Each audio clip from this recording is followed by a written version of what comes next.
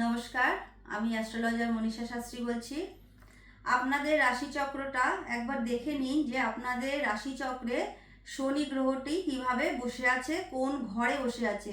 দেখে নিন শনি গ্রহ বক্রি অবস্থায় আছে কিনা, বা এই দশা অন্তর্দশা এই সময় আপনাদের চলছে কিনা, শনির দশা বা শনির সাড়ে সাতি বা শনির ঢাইয়া। শনি যদি শুভ প্লেসমেন্টে থাকে, শুভ নক্ষত্রে থাকে, শুভ গ্রহের দৃষ্টিতে থাকে, তাহলে কিন্তু এই সময় আপনারা ভালো ফল পাবেন। কিন্তু শনি যদি অশুভ নক্ষত্রে থাকে বা শনি চন্দ্র, শনি মঙ্গল, শনি রবি যুক্ত হয় আপনাদের রাশিচক্রে, আর সেক্ষেত্রে যদি শনির ঢাইয়া চলে বা শনির সাড়ে সাতি চলে, তাহলে কিন্তু শনি খুব একটা ভালো ফল দেয় না। এবার দেখে নিতে হবে শনি কোন ঘরে বসে আছে। এবার গোচরে দেখতে হবে শনির ওপরে যদি শনি আসে, তাহলে কিন্তু সেই সময় একটা দুর্ভাগ্যযোগ সূচিত হয়।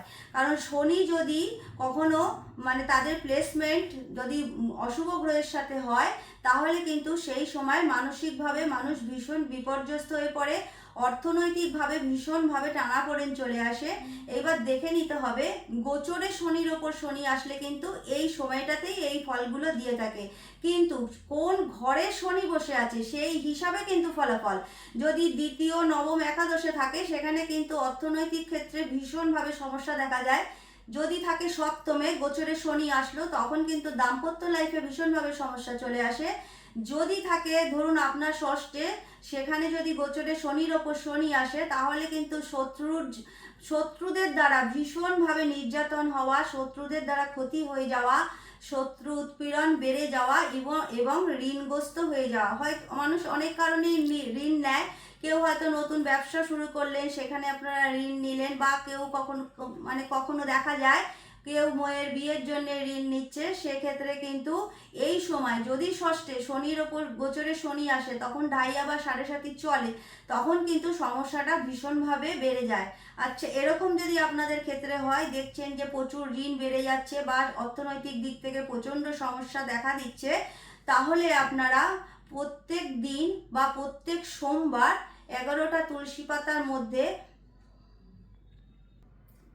11টা তুলসী পাতার মধ্যে আপনারা সাদা চন্দনের প্রলেপ লাগিয়ে রাধা কৃষ্ণের চরণে ওটা অর্পণ করবেন। আর তারপরেও প্রত্যেক সোমবার আপনারা 21টা বেলপাতার মধ্যে শ্বেত চন্দনের প্রলেপ লাগিয়ে শিবজির মাথায় অর্পণ করবেন। সাথে সেখানে আপনারা গঙ্গা জল, তার সাথে ঘি এবং মধু মিশিয়ে ওনাকে ঢালবেন। এইটি একটি কাজ করতে পারেন। তারপরেও যে শ্রীকৃষ্ণের বাঁশি বাজাচ্ছে, পাশে গরু দাঁড়িয়ে আছে, এমন একটি ছবি এনে আপনারা আপনাদের বাড়িতে অবশ্যই রাখবেন। সেখানে প্রত্যেক দিন ধূপ ধুনো আপনারা দেখাবেন। এতে কিন্তু আপনারা অনেক সুফল পাবেন।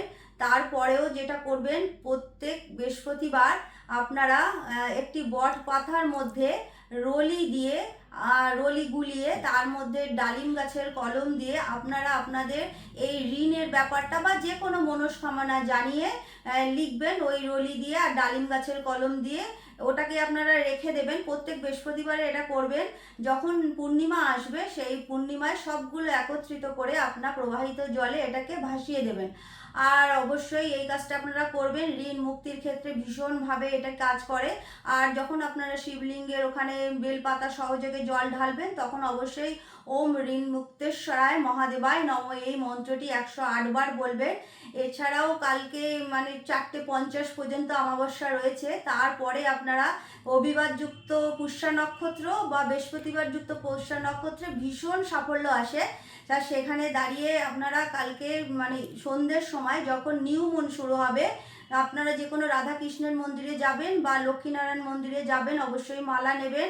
আর চেষ্টা করবেন যে সাদা রঙের কোনো মিষ্টি 11টা হোক, 2টো হোক, নিয়ে গিয়ে পুজো দিতে। আর তারপর যে পুজো হয়ে যাওয়ার পরে আপনারা তো আপনাদের মনের ইচ্ছা জানাবেনই। তারপরে আপনারা 8 বছরের নিচে বাচ্চাকে সেই প্রসাদটা অবশ্যই খাওয়াবেন।